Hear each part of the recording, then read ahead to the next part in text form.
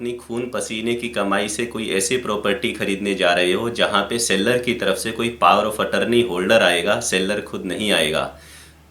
तो वह प्रॉपर्टी की डील फाइनल करने से पहले अगर आप मेरा ये वीडियो ध्यान से देख लोगे तो हो सकता है कि किसी बहुत बड़े पॉसिबल फ्रॉड से आप बच जाओ। सबसे पहले तो ये समझ लीजिए कि कानूनी तौर पर कोई भी प्रॉपर्टी तभी ट्रांसफ़र मानी जाएगी, तभी सेल मानी जाएगी उसकी, जब उस प्रॉपर्टी का रजिस्ट्रेशन हुआ हो बाकायदा सरकार के नियमों के हिसाब से, और जितनी भी स्टैंप ड्यूटी पे की जानी चाहिए थी वह पूरी की पूरी पे की गई हो। आप कंफ्यूज ना हो इसलिए थोड़ा एक बार ये पॉइंट भी क्लैरिफाई कर देता हूँ कि यदि आप प्रॉपर्टी खरीद रहे हैं और सेलर की तरफ से कोई पावर ऑफ अटर्नी होल्डर आया है और वह आपके नाम पे रजिस्ट्री करवा रहा है तो कुछ भी अमान्य नहीं है। पावर ऑफ अटर्नी होल्डर का आना लीगली वैलिड है अगर वह एक लीगल पावर ऑफ अटर्नी है,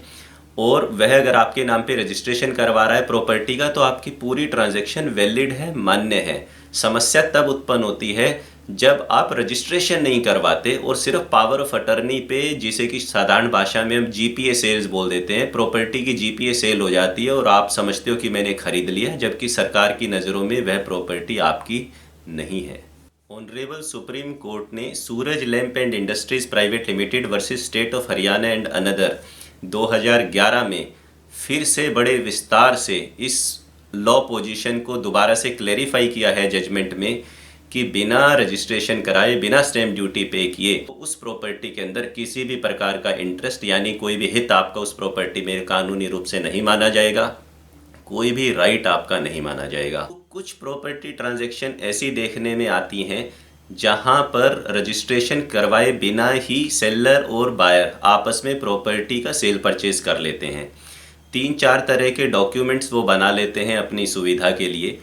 एक तो वो बना लेते हैं एग्रीमेंट टू सेल, जिसमें लिखा रहता है कि हाँ मैं ये प्रॉपर्टी आपको बेच रहा हूँ, इतने रुपए में बेच रहा हूँ। कितने रुपए में बेच रहा हूँ वह भी सिर्फ जो वाइट का पोर्शन है जो चेक से दिया जाएगा वो लिखा रहता है। जो अनअकाउंटेड मनी होता है, ब्लैक मनी होता है, उसका उसमें जिक्र नहीं होता।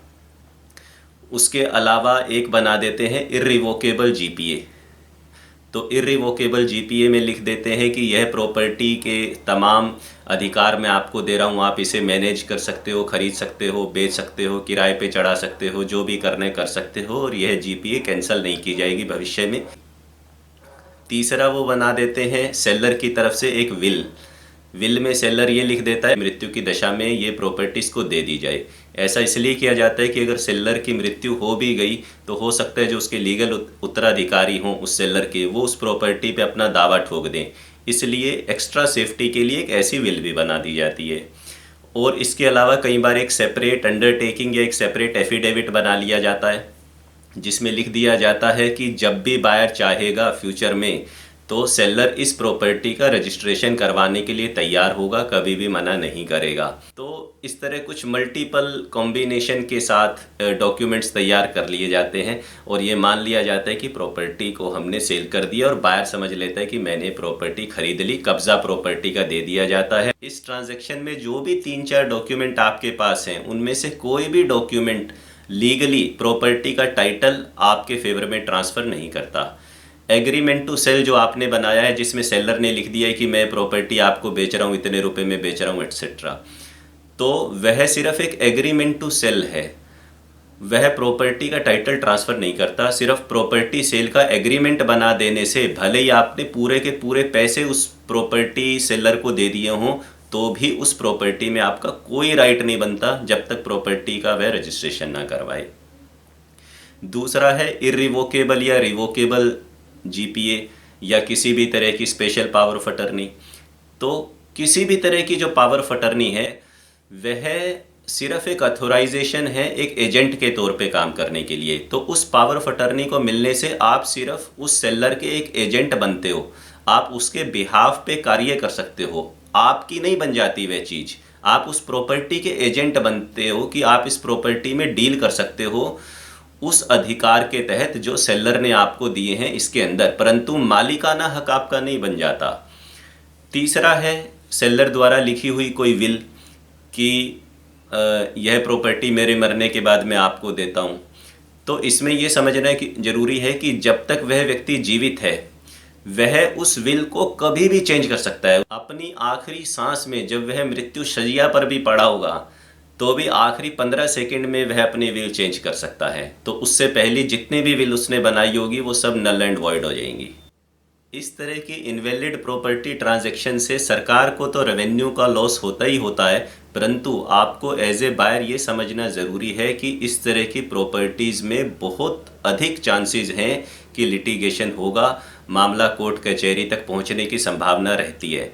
अगर जीते जी आपके जीवन काल में कोर्ट में मामला नहीं पहुंचा और सब कुछ ठीक रहा तो भी इस बात की कोई गारंटी नहीं है कि आपकी मृत्यु के बाद और सेलर की मृत्यु के बाद जो भावी पीढ़ियां होंगी वो आपस में इस प्रॉपर्टी के लिए नहीं झगड़ेंगी। सारे कानून को समझते हुए और यह जानते हुए कि भी इस तरह से प्रॉपर्टी खरीदना अमान्य है, यह एक लीगल सेल परचेज नहीं है, ये ट्रांजैक्शन की क्यों जाती है, इसके कुछ मुख्य कारण हैं। एक मुख्य कारण तो है लालच। बायर को लगता है कि अगर मैं प्रॉपर्टी रजिस्टर करवाने जाऊंगा तो मुझे सरकार को स्टैम्प ड्यूटी पे करनी पड़ेगी जो लाखों रुपए में होगी। बायर वह स्टैम्प ड्यूटी पे नहीं करना चाहता, इसलिए इस प्रकार की ट्रांजैक्शन करता है। दूसरा एक मुख्य कारण ये भी देखने में आया है कि कई बार बायर ऐसी जगह पर प्रॉपर्टी खरीदता है जहाँ पे सरकार की तरफ से कुछ शर्तों का पालन किए बिना रजिस्ट्री होती ही नहीं, या कुछ ऐसी अनऑथोराइज्ड जगह होती हैं जहाँ रजिस्ट्री हो नहीं पाएगी, परंतु आपको वह प्रॉपर्टी पसंद है और आपको किसी अथोराइज्ड एरिया के मुकाबले में वहाँ पर प्रॉपर्टी सस्ती मिल रही है, तो फिर इस लालच में पड़कर आप वह प्रॉपर्टी खरीद लेते हो बिना रजिस्ट्रेशन करवाए। ये दूसरा कारण है। तीसरा कारण है कि कई बार सेलर के पास ही कंप्लीट प्रॉपर्टी के टाइटल डॉक्यूमेंट नहीं होते। उसको पता होता है कि मेरे पास कंप्लीट चेन नहीं है या पूरे पेपर नहीं है या मेरे पास जो डॉक्यूमेंट्स हैं उनमें कुछ प्रॉब्लम है, इसलिए वह खुद ही रजिस्ट्रेशन नहीं करवाना चाहता। फोर्थ रीज़न ये है कि प्रॉपर्टी को बेचने पर सेलर को कैपिटल टैक्स गेन की लायबिलिटी अराइज होगी। वह उस कैपिटल टैक्स गेन को सरकार को पे नहीं करना चाहता, इसलिए भी वह उसको अवॉइड कर सकता है रजिस्ट्रेशन को। फिफ्थ रीज़न ये है कि बायर के पास बहुत सारा ब्लैक मनी हो सकता है। वह उस ब्लैक मनी को खपाने के लिए इस प्रकार की प्रॉपर्टी खरीदता है कि अगर मैं प्रॉपर्टी का रजिस्ट्रेशन करवाने जाऊंगा तो सरकार की नज़रों में आ जाएगा कि यह प्रॉपर्टी मैंने खरीदी है। तो अनअकाउंटेड जो उसका पैसा है उसको अनअकाउंटेड प्रॉपर्टी खरीदने में वह खपा देना चाहता है, इसलिए रजिस्ट्री नहीं करवाता। इसके अलावा ये भी देखने में आया है कि जो लोग इन्वेस्टर होते हैं और लगातार प्रॉपर्टीज़ को खरीदते रहते हैं और बेचते रहते हैं, वो भी प्रॉपर्टी रजिस्ट्रेशन नहीं करवाते, क्योंकि उनको लगता है कि अगर हमने कोई प्रॉपर्टी खरीदी है इन्वेस्टमेंट के लिए, हम इसकी रजिस्ट्री करवाएंगे तो इसकी कॉस्ट बढ़ जाएगी, फिर हम इसको आगे बेचेंगे तो फिर उतने ज़्यादा रेट पे वो नहीं बिक पाएगी, या जिस रेट पे बिक पाएगी उसमें हमारा प्रॉफिट मार्जिन कम हो जाएगा। कुछ लोग हाउस टैक्स पे नहीं करना चाहते, म्यूटेशन के चार्जेस पे नहीं करना चाहते, और अन्य भी कुछ कारण हो सकते हैं। पावर ऑफ अटर्नी की सुविधा तो सिर्फ सेलर के लिए कि वह खुद नहीं आ सकता या आना नहीं चाहता तो उसने पावर ऑफ अटर्नी दे दी, लेकिन बायर के लिए जहाँ पे भी POA आ जाए, पावर ऑफ अटर्नी आ जाए, वहाँ पर बायर के कान खड़े हो जाने चाहिए, क्योंकि वहाँ पर कई तरह के पॉसिबल फ्रॉड्स की गुंजाइश पैदा हो जाती है पावर ऑफ अटर्नी होल्डर के आते ही। पहला खतरा तो ये है कि जिस भी व्यक्ति की वह प्रॉपर्टी थी और जिसने पावर ऑफ अटर्नी दी थी किसी दूसरे व्यक्ति को कि आप इस प्रॉपर्टी को बेच सकते हो सकता है पावर ऑफ अटर्नी देने वाले की डेथ हो चुकी हो जिस दिन आप ट्रांजैक्शन कर रहे हो, और कानून के हिसाब से यदि पावर ऑफ अटर्नी देने वाले व्यक्ति की मृत्यु हो चुकी है